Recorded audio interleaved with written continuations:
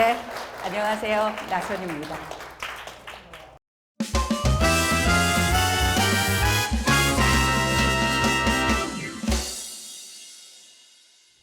여러분 중에서 혹시 저 TV에서 본 적 있으세요? 저 TV에서 본 적 있으신 분 손 들어보세요. TV에서 본 적 있다. 맨 뒤에서 한 두세 분 손을 드셨는데 옛날 사람들입니다. 그래? 왜 텔레비전에 나왔어? 당신 누군데? 전혀 본 적이 없다 하시는 분 손 들어보십시오. 전혀 본 적이 없다.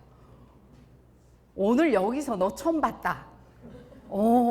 절반 이상이에요.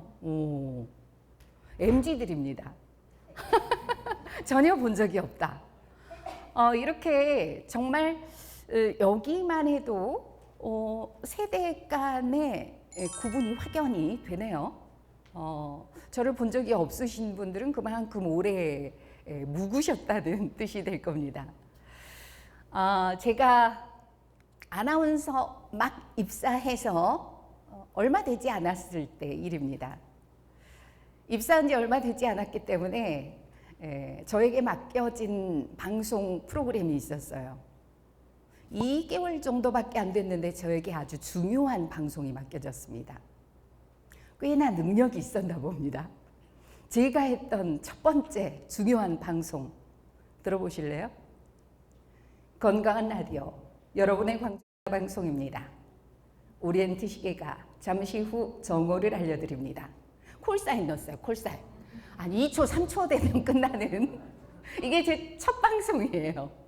그런데 이것을 그 방송 전문 용어로 당시에는 콜사인 넣는다, 15 한다, 이런 표현들을 썼거든요.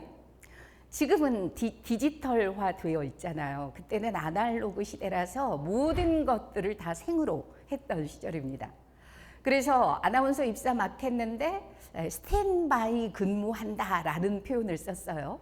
아나운서들이 누군가 방송국 안에 대기하고 있는 겁니다. 그래서 밤에는 남자 아나운서들이 숙직을 하고 이제 막 입사한 여자 아나운서들이 아침에 일찍 출근을 해서 교대를 해요. 그리고 7시에 콜사인을 놓고 나서 그 다음에 또 콜사인 넣는 것만큼 중요한 일을 했어요. 그게 무엇이었을까요? 걸레질을 했습니다. 우리 아나운서 부원들의 책상을 닦고 그리고 아나운서들이 근무를 하는 라디오 스튜디오 부스를 걸레질을 했어야 했어요. 걸레질 하면서도 너무 속이 상하더라고요. 나 전문직으로 입사했는데? 나 아나운서인데? 내가 왜 걸레질을 하지? 그렇지만 또 그 시대가 그래 같이 생활하는 우리 동료들 책상 좀 닦아주면 어때? 이렇게 훈훈한 마음으로 기꺼이 하고 있었죠. 그러던 어느 날 정말 몰랐으면 더 좋았을 사실을 제가 하나 알게 된 거예요. 저희 편성국 사무실에는 전문 청소 요원이 있었어요. 그럼에도 불구하고 아나운서 부서에는 여자 아나운서가 있다, 여자 아나운서들이 입사를 했다라는 이유 하나로 여자들 있는데 너희들 네가 해라? 이렇게 된 거예요.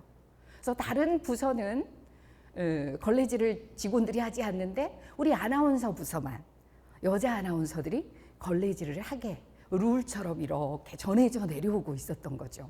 그 사실을 알고 난 후 이건 옳지 않다라는 생각이 들어서 저희 여자 아나운서 5명이 의견을 모아서 이거는 정식으로 공식석상에서 이의 제기를 하자 이렇게 마음을 모았습니다. 그리고 회의를 하게 됐어요. 너무 떨리더라고요. 부장님, 이러한 사례는 공정하지 않습니다. 저희는 전문직으로 들어왔기 때문에 더 이상 남자들은 하지 않는 일을 여자들에게 시킨다라는 이런 조건하에 걸레질은 하지 않겠습니다. 라고 딱 부러지게 말하지 못하고 엄청 눈치 보면서 부장님 눈치 엄청 보면서 어떡하지 한 100번 연습을 했었던 것 같습니다. 그리고 이제 회의를 시작했죠. 근데 이상하게 그때는요, 회의를 사무실에서 하지 않았어요. 아나운서들은 항상 그 누군가가 한 사람이 방송을 하러 스튜디오에 내려가 있기 때문에 그 방송하고 나서 그 잠깐 사이에 회의를 해야 되니까 그 라디오 부스 안에서 좀 궁색스럽게 회의를 했던 기억이 납니다. 그러니까 라디오 부스 조그만해요. 근데 거기에 10명이 모여 앉았으니 좀 이렇게 거리가 있었더라면 연습한 대로 잘 할 수 있었을 텐데 너무 가까이 부장님, 차장님들이 앉아 계신 거죠. 그래서 막 목구멍으로 소리가 막 기어 들어가요. 겨우 어떻게 얘기를 했던 것 같습니다. 엄청 부장님 시선을 의식하면서 말을 다 뱉어냈을 때 어땠을까요? 정작 제가 그렇게 무섭고 두려웠던 우리 부장님은 아직 그 표정 정리가 안 된 상황이었어요. 이거 뭐지 뭐 이런 표정이었어요. 그런데 부장님 옆에 앉아 계셨던 두 차장님, 이분들은 굉장히 인간미 넘치는 분들이셨거든요. 그리고 게다가 두 분이 저를 정말 예뻐하셨어요. 그래서 저는 부장님이 화를 버럭 내도 두 분이 막아주실 것이다, 이런 자신감이 있었거든요. 그런데 부장님보다 우리 차장님이 막 얼굴이 벌게지면서 막 파르르 얼굴에 경련이 일어나면서 불그락 하면서 막 이런 표정으로 저를 바라보시는 거예요. 여러분, 어떤 말이 나왔을 것 같습니까? 이마에 피도 안 마른 것들이 먼저 나왔고요. 그 다음에 어디서 두 눈을 똑바로 뜨고 회의석상에서 그런 말을 할 수 있어? 나선이 그렇게 안 봤는데, 야, 요즘 애들은 왜 이렇게 버릇이 없어? 이렇게 그 회의는 마무리됐습니다. 그 뒤로 한 3년은 걸레질을 더 했던 기억이 나네요.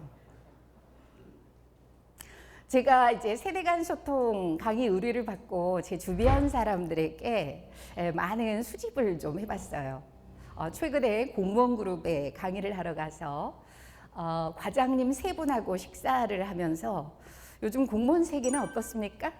MZ세대와 소통 잘 되나요? 이렇게 물었더니 과장님 한 분이 이런 말씀을 하세요. 그날은 하루 종일 외근을 하고 돌아오셨답니다. 퇴근 무렵쯤 돼서 사무실에 도착했는데 새로운 신규 공무원이 결제 서류를 들고 오셨대요. 그러면서 과장님한테 결제 서류를 내밀면서 빨리 결제해달라. 너기다느라고 뭐 퇴근 못한다. 뭐 이런 표정으로 이제 결제 서류를 내밀었대요. 근데 이 과장님이 이렇게 딱 열면서 이거 뭔가 물어봤어요. 그랬더니 이 신규 공무원이 거기 있잖아요. 너무 당황스러웠답니다. 그러면서 요즘 애들은 왜 그렇게 버릇이 없냐라고 하면서 다른 세 분 과장님과 함께 이 세대 간의 소통 문제에 대해서 침을 튀겨가면서 얘기를 했던 기억이 나네요. 자, 이 세대 간 소통 왜 이렇게 어려운 걸까요? 여러분, 지금 앉은 자리에서 잠깐만 일어나 보십시오. 일어나 보세요. 눈 감고, 그리고 오른손 들어주세요. 오른손 높이. 자, 우리가 방향을 가리킬 때 엄지손가락, 검지손가락 쓰죠. 검지손가락으로 방향을 가리켜 볼 텐데요. 자, 북쪽을 가리켜 주십시오. 북쪽. 눈 딱 감고. 자, 앞, 뒤, 좌우로 동서남북 아시죠? 동서남북. 좋아요. 자, 그러면 이 상태 그대로 계신 채로 눈만 살짝 떠보세요. 다른 사람들 봐봐요. 그대로 계시고. 북쪽이 좀 엇갈려 있죠? 이제 앉으십시오. 제가 나침반 어플을 통해서 북쪽을 한번 확인해 보겠습니다. 네, 이쪽이 북쪽입니다. 여러분 확인하셨어요? 네, 좋습니다. 감사합니다. 앉아주세요. 여러분이 생각한 북쪽을 정확히 맞히셨나요? 맞힌 분도 계시고 틀린 분도 계세요. 자, 그럼 저는 세대 간 소통 얘기를 하다가 웬 북쪽 타령일까요? 방금 우리는 이 실험을 통해서 알 수 있는 사실이 하나 있습니다. 대부분의 사람들은 내 생각이 옳다고 생각합니다. 이쪽이 북쪽이지. 다른 사람들 보고도 야, 너는 방향 감각이 그렇게 높냐? 이쪽이 북쪽이요. 그리고 제가 북쪽을 나침반으로 확인시켜 드렸는데도 지금 여러분 표정 중에 보면 이거 아닌 것 같은데 이런 분들도 상당수 계셨어요. 이게 우리들입니다. 내가 옳다고 기본적으로 생각하고 있어요. 그렇기 때문에 상대방을 이해하기가 힘든 겁니다. 자, 그렇다면 요즘 애들 버릇없어 라고 하는 말이 요즘에는 세대 간의 갈등을 상징화하는 문장처럼 돼버렸어요. 세대 간의 갈등은 시대를 막론하고 예나 지금이나 문제가 있는 것 같습니다. 자, 그렇다면 우리는 방금 이 세대 간 소통이 안 되는 이유를 방향 감각 테스트를 통해서 확인할 수 있었습니다. 내가 옳다고 단정 짓기 때문이라는 것. 자, 그렇다면 내 생각이 옳다라고 생각하면 다른 사람을 이해할 마음의 자세가 안 돼 있는 것이거든요. 그래서 어려운 거예요. 그래서 사실 우리가 뭐 MG니 뭐 X세대니 구분해 놓는 것도 뭔가 편가르기를 해 놓은 것 같아서 좀 거부감이 있긴 하죠.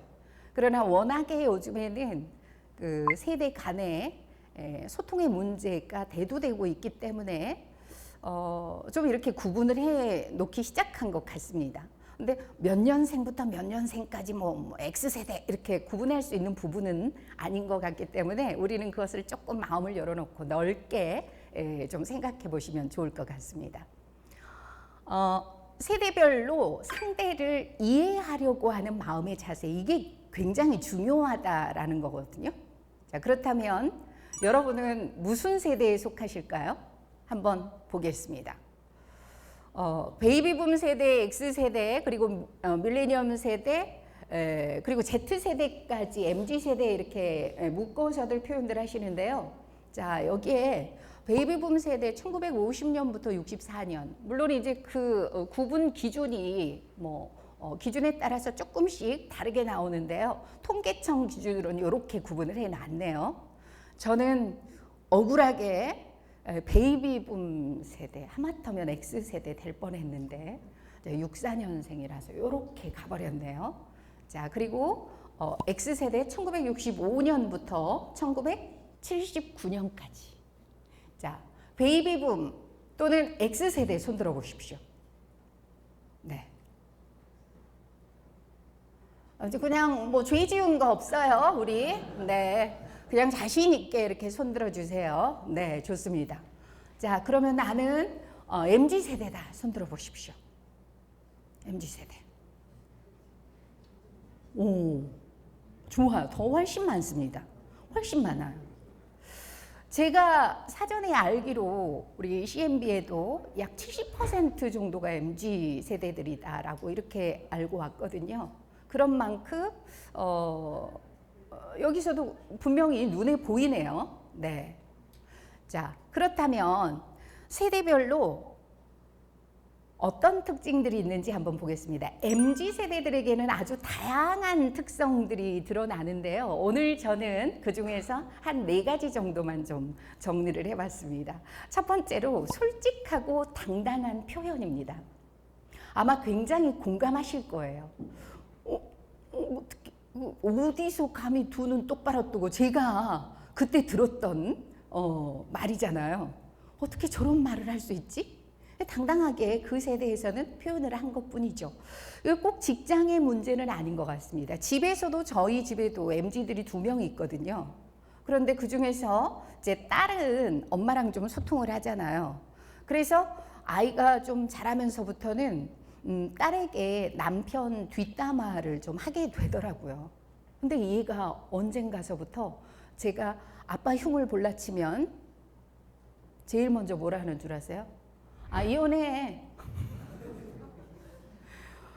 더 이상 할 말을 없게 만듭니다. 아, 진짜 너는 좀 엄마가 좀 말을 하면 이혼하라고, 아니면 엄마 말을 하든지, 이거예요. 걔네들은 이혼 안 하고 살면서 말이라도 하지, 말도 안 하고 왜 나한테 뒷담하냐. 이게 그 MZ들의 이 솔직하고 당당한 표현의 좋은 예인 것 같아요. 그렇다고 남편이 흉볼 일이 갑자기 없어질 일도 없고, 그럼 저는 앞으로 누구에게 뒷담화를 하면서 제 스트레스를 풀까요? 그래서 저는 앞으로 꾸준히 강의를 하면서 이렇게 뒷담화를 하게 될 것 같습니다. 자, 그리고 두 번째, 노력한 만큼의 보상을 원한다. 이게 또 MZ들의 특성이라고 합니다. 그러니까 100이라는 에너지를 썼으면 100이라는 보상을 받아야 되는. 그런데 우리 기성세대들이 볼 때는 100이라는 노력을 안 하게 보이거든요. 그래서 무슨 말을 하냐면, 요즘 젊은 세대들은 책임감이 없어 라고 합니다. 그런데 MZ세대들의 입장에서 보면 굉장히 억울해요. 왜냐하면 나는 100만큼의 노력을 했거든요. 그런데 기성세대들은 책임 운운하거든요. 사실 MZ세대의 입장에서 바라보는 기성세대의 그 책임은 희생을 강요하는 것처럼 느껴집니다. 그런 차이가 있는 거죠. 그럼 또 MZ세대들은 또 100만큼 노력을 하면 100만큼 보상을 받는다. 그러면 100만큼 노력했는데 200만큼의 보상을 줬다. 어떻게 할 것 같아요? 완전 땡큐죠. 감사합니다. 땡큐입니다. 기성세대들은요, 만약에 내가 100이라는 노력을 했는데 200의 보상을 줘요. 굉장히 부담스럽습니다. 아, 그 사장님 제가 뭐 한 것도 없는데 좀 너무 과분합니다. 사장님 막 이렇게 되거든요. 근데 땡큐. 굉장히 쿨하죠. 자, 그리고 비대면 업무 방식을 선호하는 거. 뭐 이거야 여러분들도 너무나 공감하는 부분일 거고요. 그리고 신기술과 친숙함. 사실 이런 신기술과 친숙함, 이런 것은 기성세대들이 갖지 못한 MZ세대들만의 장점이거든요. 잘 활용을 하면 조직이 조화롭게 잘 성장을 이끌어 나갈 수 있는 부분이 있지 않을까 싶습니다. 그렇다면 이제 꼰대력 테스트를 한번 해보겠습니다. 사실 뭐 베이비붐이나 X세대만에서 꼰대가 나오는 건 아니죠. 요즘에는 뭐 MZ세대들 사이에서도 젊은 꼰대들도 나오고 이렇게 하기 때문에 여러분 한번 테스트 해보시기 바랍니다. 꼰대 자가진단 해보겠습니다. 자, 항목을 볼까요? 이 항목은 내가 정말 꼰대인가 하고 지표로 삼는데 굉장히 좋은 기준이 될 것 같습니다. 첫 번째, 만나면 나이부터 물어보고 나보다 어리면 바로 반말. 꼰대. 자, 요즘 젊은이들은 노력은 안 하고 불평만 하는 것 같다 라는 생각이 들었다면 꼰대. 지금 웃으시는 분들 나네 이렇게. 자, 내가 너 나이였을 때 라는 말. 네, 그리고 나보다 늦게 출근하는 후배가 거슬리기 시작해. 꼰대. 자, 그리고 자유롭게 의견을 얘기하라고 하고 결국 정답은 내가 내려. 굉장히 여기저기서 탄성을. 이거는 저도 공감합니다. 답은 내가 알고 있거든요. 근데 제가 멋진 상사인 척 하느라고 물어보긴 해요. 근데 결정은 제가 내려요. 저도 이 항목은 체크. 자, 쭉 몇 가지 항목들이 있는데, 자, 이런 항목들을 또 너무 지나치게 의식을 하다 보면 우리 기성세대들이 살 수가 없어요. 요즘에 또 기성세대들이 혹시 내가 꼰대가 아닐까? 또는 꼰대라는 소리를 듣게 될까봐 굉장히 불안에 떠는 사람들이 많습니다. 너무 강박감을 갖지 말고 삽시다. 그리고 최대한 노력은 하면서 또 우리가 해줄 수 있는 말은 정확하게 지적하되 가르쳐주면서 지적을 해주면 된다는 것. 이것을 기억해 두시면 좋을 것 같습니다. 저희 집에서 있었던 일인데요. 한 몇 년 전이었어요. 남편이 서울로 2년 정도 파견 근무를 가게 됐어요. 여러분, 중년의 주말 부부는 조상의 엄덕이 없이는 어렵다고 하는 그 축복을 제가 2년을 받게 된 시절이 있었어요. 어느 날 남편이 한 달 정도 살았을까요? 주말에 집에 와서 저한테 이런 얘기를 합니다. 서울에서는 3명이 합숙 생활을 했는데요. 남편하고 이미 1년 전부터 와서 살고 있었던 선배 1명, 그리고 다른 지역에서 온 동료 1명, 이렇게 3명이서 합숙을 했는데요. 아침에 출근을 할 때는 그 1년 전에 와서 살고 있었던 이 선배의 차로 출근을 했답니다. 그런데 이 선배가 9시까지 출근을 해야 되는데 9시에 시동을 걸더래요. 도착했는데 9시 15분이 됐어요. 남편이 이건 아니라는 생각이 들었죠. 아따 형님, 9시까지 출근해야 되는데 9시에 시동 건게 9시 15분 돼버렸어. 그러지 말고 우리 정확히 출근 시간 맞춥시다. 내일은 좀 빨리 나갑시다. 해서 이 선배가 그러세 다음 날 8시 45분에 출발했어요. 도착했는데 또 9시 15분. 그러니까 서울의 러시아워를 전혀 경험해 보지 못한 남편이었던 거죠. 그런데 이 선배는 어떻게 했나요? 이미 1년 전에 와서 수많은 반복 끝에 최적의 방법을 알고 있었던 거죠. 그럼에도 불구하고 한 번도 반박하지 않고 그대로 움직여 줬던 거예요. 그거를 깨닫고 나니까 너무 자신이 창피하더래요. 그러면서 쥐구멍이라도 있으면 좀 숨고 싶은 그런 심정이 된 거죠.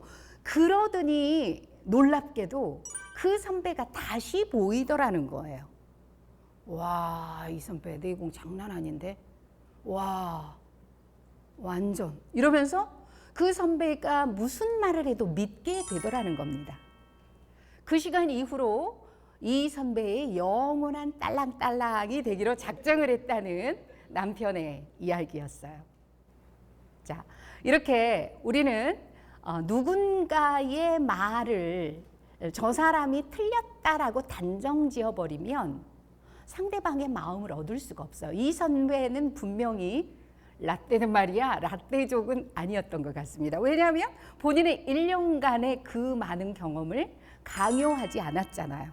그대로 움직이게 했으니까. 그 기성세대들이 본인의 경험을 조언으로 하는 것은 사실 이렇게 빠르게 시대가 급변하는 이 상황에서는 지금의 해답이 될 수 없다는 사실도 기성세대들이 좀 이해하고 있으면 훨씬 소통이 부드러워지지 않을까 생각합니다. 자, 그러면 세대 간 소통을 위해서 우리는 어떤 마음의 자세를 가져야 할까요? 저는 3가지 마음 자세를 하나의 솔루션으로 여러분과 함께 공유해 보려고 합니다. 첫 번째 마음의 자세, 관심입니다. 관심. 나와 다른 세대에 관심을 갖자라는 얘기인데요. 그런데 이 관심이 방향을 잘못 들면 또 부작용을 낳을 수 있어요. 어째 결혼할 때 된 것 같은데 어째 안 하고 있어? 막 이런 거. 조금 친해지면 부모님은 뭐 하셔? 막 이런 질문. 남자친구 있어? 여친 있어? 이런 질문.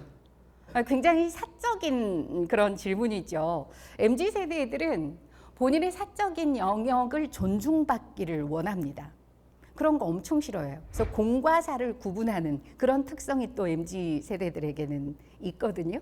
근데 그런 질문, 그러니까 업무와 상관없는 질문으로 친밀감을 표시하는 기성세대들은 이 점은 조금 주목을 해줘야 될 것 같습니다. 그럼 어디다가 관심 갖냐? 주로 그들의 문화를 이해하는 데 관심을 갖는 게 좋을 것 같아요. 그런데 그들의 문화를 이해하는 데는 그들의 언어를 들여다보면 굉장한 팁이 됩니다. 원래 이 언어에는 그 사람, 그 세대의 특성을 볼 수 있는 그런 사항들이 아주 많이 담겨 있기 때문이죠.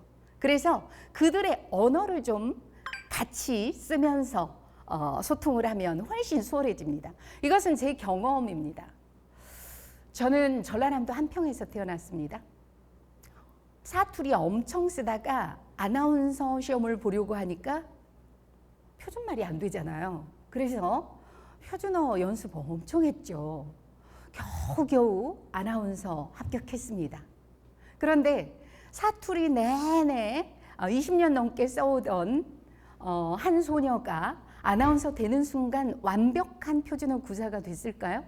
게다가 저는 아나운서 되고 나서 친구들 만났는데 아나운서 됐다고 애가 갑자기 너네들 오늘 뭐 주문할 거야?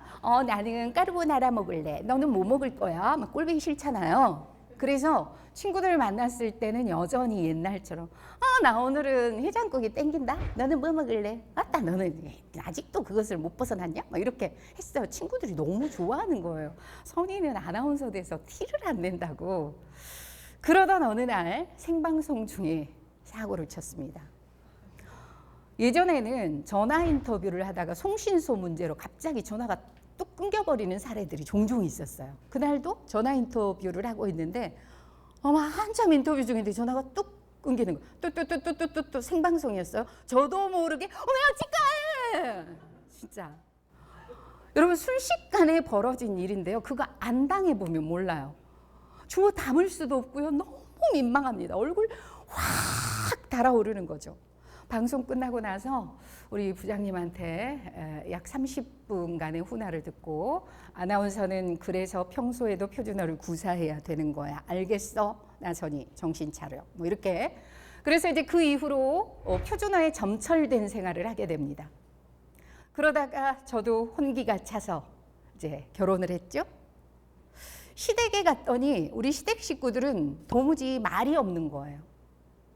밥 먹을 때도 본연의 업무, 밥만 먹습니다. 숟가락 딱 놓으면 뿔뿔이 흩어져서 방으로 들어가고 제가 무슨 말을 물어봐도 대답도 잘 안 하고 그렇지 않아도 시댁이 어려운데 식구들이 말을 안 하니까 너무 시댁이 가기 싫더라고요. 어떻게든 이유를 대서 시댁을 안 가게 되는 저를 발견하는 거죠. 가기 싫어, 힘들어, 어려워, 무서워 뭐 이런 마음이 들었겠죠. 그러던 어느 날 명절은 피할 수 없잖아요. 추석 때쯤 됐었던 것 같아요. 시댁의 주방에서 제가 뭐 좀 하려고 이렇게 서 있는데 제 등 뒤에서 저희 어머니가 아가 네 어머니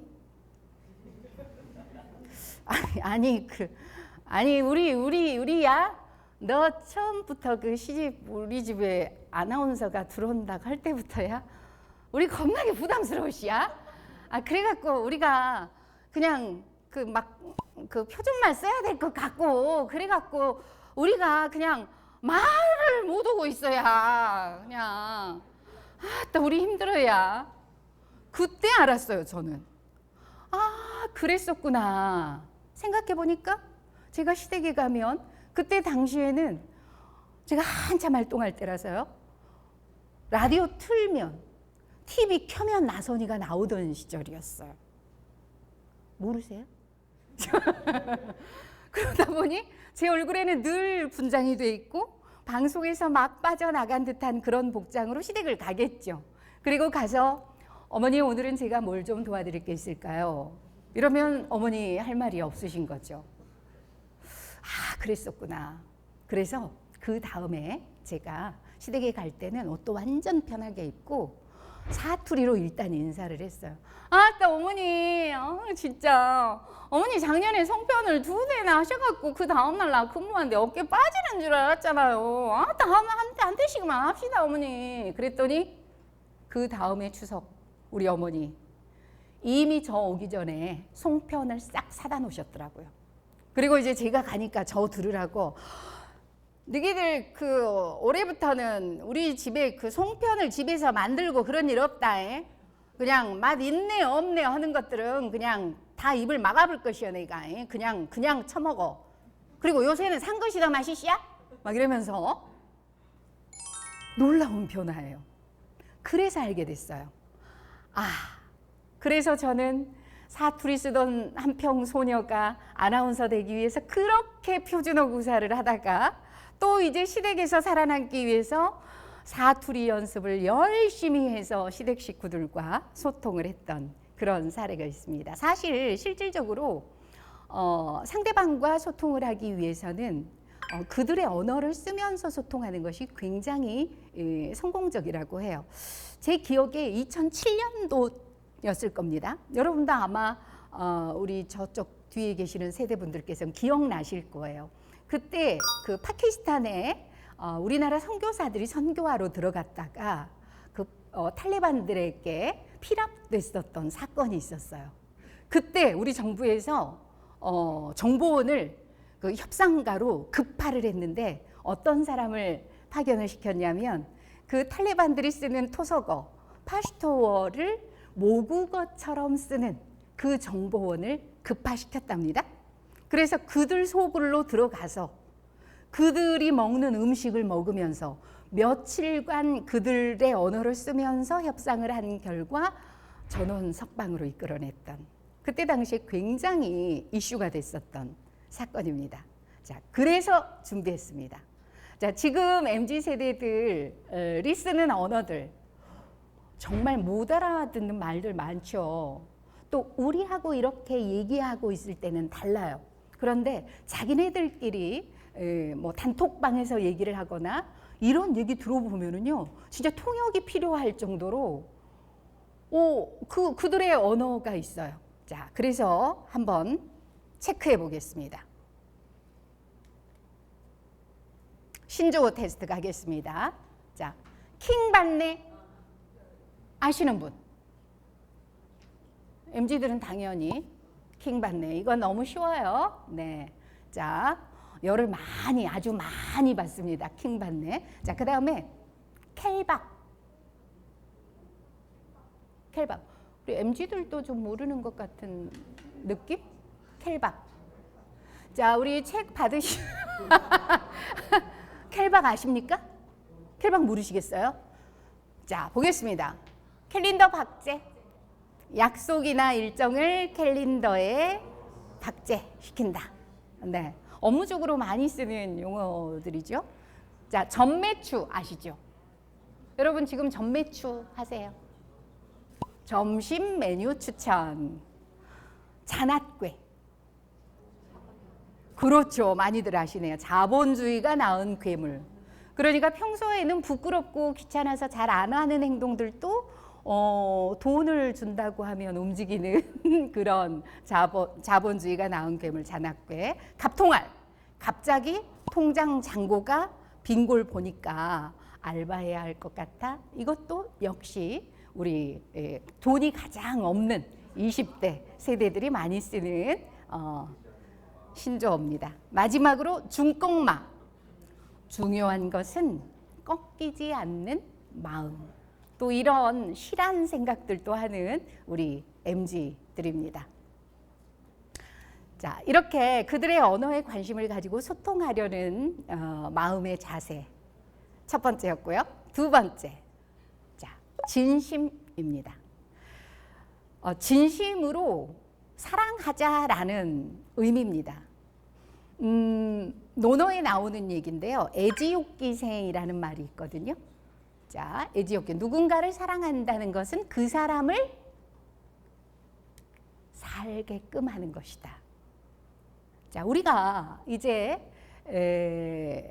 세대 간의 갈등 속에서 공존을 잘 하고 살아가려면 그들을 사랑해버리는 방법이 최고다라는 얘기입니다.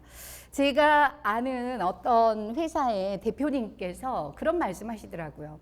얼마 전에 신입사원 면접을 했는데 MZ들이 굉장히 당돌하고 굉장히 자기 표현을 잘하고 그렇다는 거예요. 한 지원자에게 이런 질문을 했답니다. 지원자는 직업에 대해서 어떻게 생각하느냐, 직업관에 대해서 얘기를 해봐라. 그랬더니 이 친구가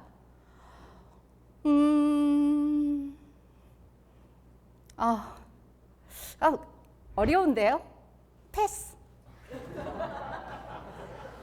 사장님, 저 채용해 주시면 1년 살아보고 그때 말씀드리면 안 될까요? 이러더라는 거예요. 너무 당혹스러웠는데 그 표정이 너무 해맑아서 사랑스럽더랍니다.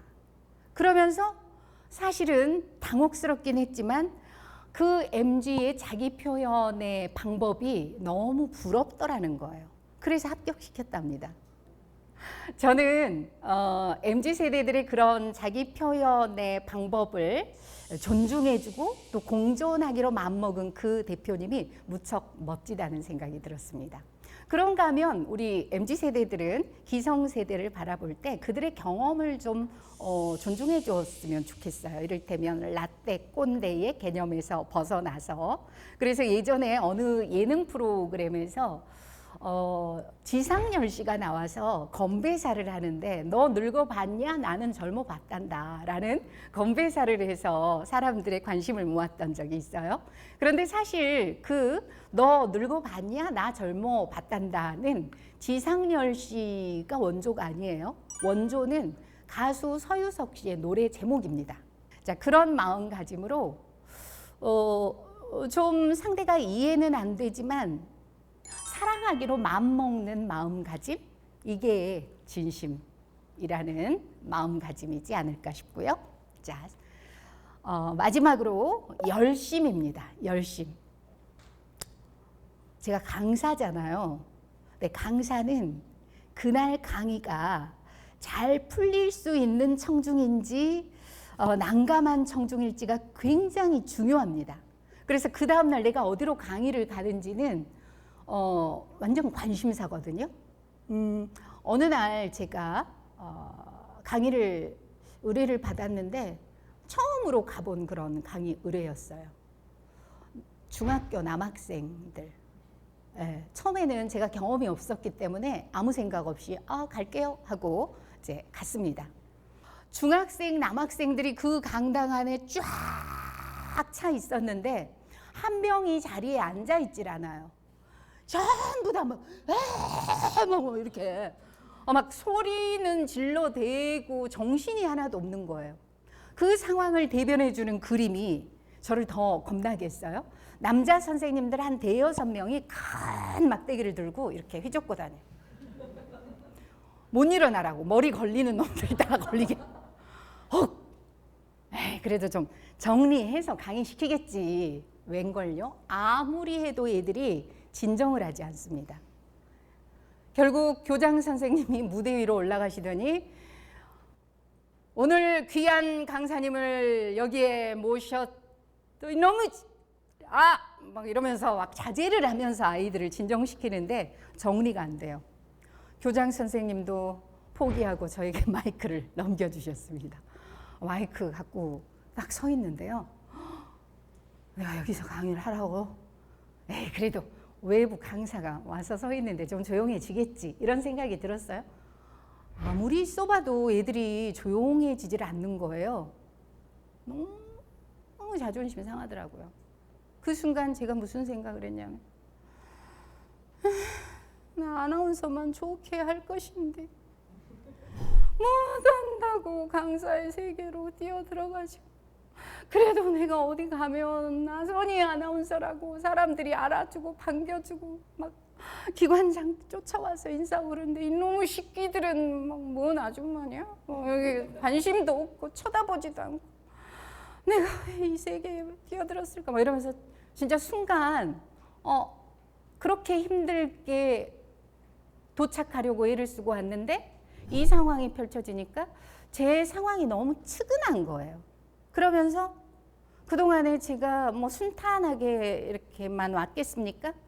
그동안 힘들었던 저의 여정들, 뭐 직원 관리 잘 안 되고 막 나가고 막 돈 빌려다 월급 주고 막 이런 상황들이 막 몰리면서 눈물이 왈칵 쏟아질 것 같은 그런 느낌이에요.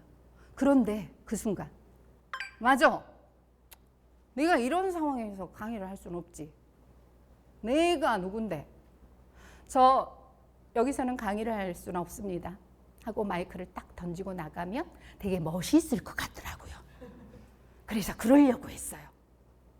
그 순간 제 뒤통수를 탁 치고 간 생각 하나가 제가 뭘 강의해요? 소통 강의예요.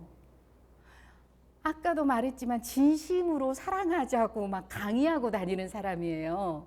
그런데 이 친구들하고 소통 못하고 마이크 던지고 도망갈 생각을 하고 있었더라고요.